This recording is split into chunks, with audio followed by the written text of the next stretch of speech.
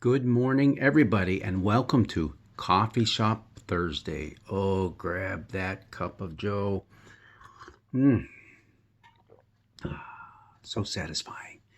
So is this weather outside. It's been beautiful out there. And it's a little cool. It's a little dark right now, so I'm inside our kitchen. And you know what? This is a good time to reflect on the fact that we're entering into a 7-week period in which our second lesson is going to be from Hebrews, the book of Hebrews. 7 weeks. At least that's what's listed in the lectionary. Now we're going to have some interruptions there because of All Saints and also Reformation Sunday. But 7 weeks of it. Wow. And then next year we'll get 3 more weeks of it to finish up. That points toward its importance for us as Christians. This is an awesome book of the Bible. It's an anonymous letter that was penned by we don't know who. It's been attributed to so many different people that it's incredible. In fact, a lot of Bibles now don't even put Paul's name at the beginning. Some would put the letter of Paul to the Hebrews. Now, most of them aren't even doing that because we just plain don't know. We do know it's someone who was well versed in the Hebrew scriptures because this book of the Bible is just jam-packed full of Old Testament references, and we'll get to that. I just want to read the very beginning of this letter, and it's because of this beginning that most people, scholars now believe this was probably a sermon, first given as a sermon, and then written down in its final form and circulated amongst the churches. Listen to this. What a powerful way to begin. Long ago, God spoke to our ancestors in many and various ways by the prophets. But in these last days, He has spoken to us by a Son, whom He appointed heir of all things, through whom He also created the world. He is the reflection of God's glory and is the exact imprint of God's very being, and He sustains all things by His powerful word.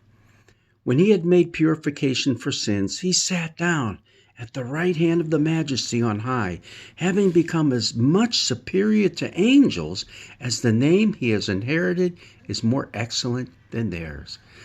There's so much stuff jam-packed into that paragraph. It's unbelievable. This is not only setting the groundwork for the entire sermon/letter, whatever you want to call it.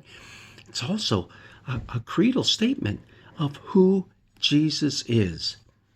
Who Jesus is for the people that this individual gave a sermon for and also wrote the letter for. And who are those people? We're going to see as we work our way through it that they are Hebrews. They're Jewish people, hence the name Hebrews, who became Jesus followers, but now a lot of them are slipping away. It's not evident in what I just read, and what also it's what our text, which is not only those verses, but also chapter 2, verses 5 through 12. It's not really super evident there. It will be as we get deeper and deeper into the letter. Evidently, where these people were living, they were being persecuted for their faith, and not persecuted so much as being beaten up or killed, things like that, but the pressure was being put on them socially, by their families, whatever, to return to their Jewish roots. Forget this Jewish Jesus guy. Nuh-uh. He was a little messed up. Get back to believing the real, true faith. And so they were struggling. And a lot of people did leave following Jesus. But that's what the essence of the letter is. And it's beautiful. It can be a little tough to understand at times. Now, in our lectionary reading for this Sunday, what follows, verses 5 through it's 14, there's a lot of scripture references back to the Older Testament again. that the author is using in order to solidify his position on everything he just got done saying in those first verses. But it's important to remember that he's not denigrating the faith. He's lifting up their Jewish faith. These are all people they consider themselves good Jews, but they're Jesus follower Jews. They don't have that name Christian attached to them yet. They're just good Jews who are following Jesus. And they see in Jesus the fulfillment of these scriptures.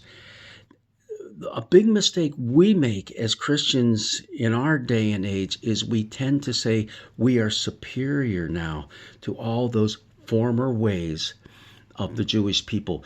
Our New Testament trumps the Old Testament. No, right away, when he says, long ago God spoke to our ancestors in many and various ways by the prophets, he's lifting them up. He's saying God was at work in their lives. But that was then, this is now. There's something new has happened, and it's happened in the person of Jesus Christ. Now, I just want to real quickly get to the second half of our lectionary reading, and it's where the author is pointing back toward what we have as our psalm for this week, Psalm 8. What are human beings that you are mindful of them, or mortals that you care for them? You've made them for a little while lower than the angels. You have crowned them with glory and honor, subjecting all things under their feet. So he's talking about you and me, us mortals. We're just a little bit lower on that scale of who's important, who's more important than the others, okay, in God's heavenly realm, whatever that might be. And we're just a little bit lower than the angels. But this also is something that's going to be talked about throughout the book of Hebrews. How is it that Jesus is also made lower than the angels? If he was there before creation and during creation and all this, that, and the other that we just read in the very first part, how can he be lower than the created angels? Kind of strange? No, it's not. It's because he gets to the heart of the issue later on, but also a little bit in the next couple of verses when he's talking about he was made lower for a while so that he might lift all of us up to be higher than the angels. This is a very, very cool letter. It'll get a little confusing from time to time, but there's a lot of deep digging into the Older Testament that we have that's put within this sermon, and I like to call it that. It is basically a sermon, so that the people who are struggling with their faith, and maybe that's you and I, maybe there are times we just wonder, is this really all worth it? For these people, they were being called back to something older, something that they had done before, which was okay, which was good, but the Jesus event has changed everything. And that's what this author is saying. Don't give up. Persist in your faith. Know that Jesus does make a difference. Not only now, he will make a difference for eternity. Well, God's blessings be with you on this Coffee Shop Thursday. Go ahead and sit around the table and talk politics and family and weather and the scriptures, especially as we have them in the book of Hebrews. Blessings be with you.